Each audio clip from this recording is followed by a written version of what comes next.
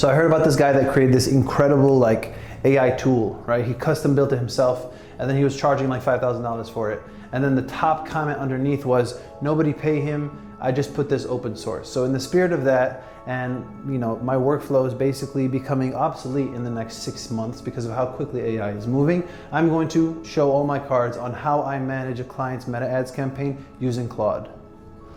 Now, this is not some sort of cheap trick. This is essentially using the intelligence of Claude and the architecture that it allows you to work with to create a system that is 10 times more efficient for our clients. So today we're talking about Claude Cowork, and the Cowork itself is going to be around meta ads. Now, with meta ads, there is a research component, there is a content creation component, and then there is a review, an analysis of what is working, what is not working, and how you can go back to the drawing board, research again, and create again. So this is an endless cycle that Cowork would fit perfectly for. Now to start, I basically split this up into 3 different plugins: the research component, the content component, and the review component.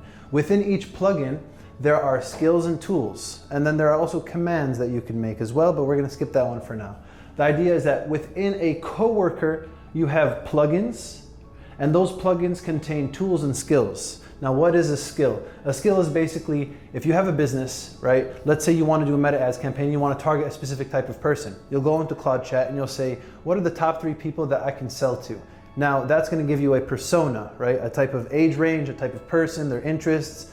Now, when you get to that point, you can tell Claude, save this as a skill for my personas. Then Claude will create something called businesspersonas.md. And that is a file that exists around your specific business and the persona that you're targeting.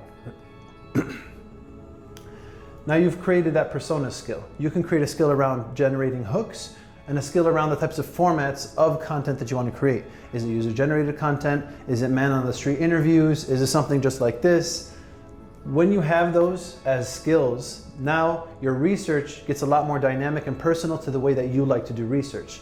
When you add your Google Drive to that, and when you add web search and specific data points that you've collected over time, this is essentially where your research is now digging into your exact tools, and these tools are native into Claude. And so you just connect it, and directly you can chat from within the Claude platform to these things. So you can say, give me this document that's in this folder.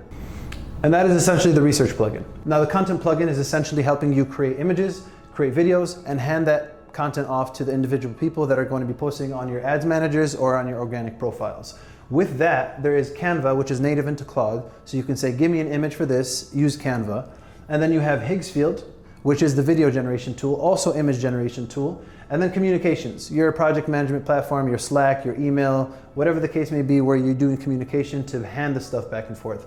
The skills themselves are what are the types of images you're creating, and what are the offers that you want, the text, what is the font style, what is your brand. The videos are what's the process? Are you creating raw videos and sending it to an editor to create, or do you want this to be a final product?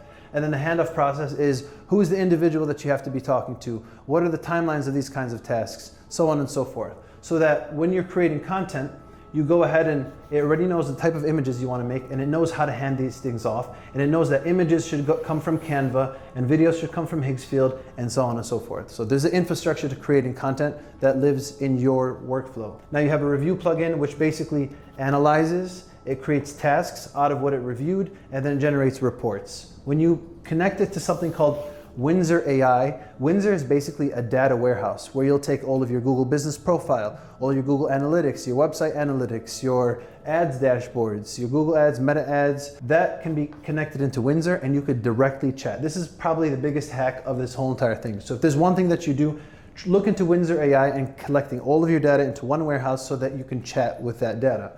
Now, when you add your CRM on top of that, where your leads are living, and your communications dashboard, you can basically say, give me a huge snapshot of what I did this last week, right?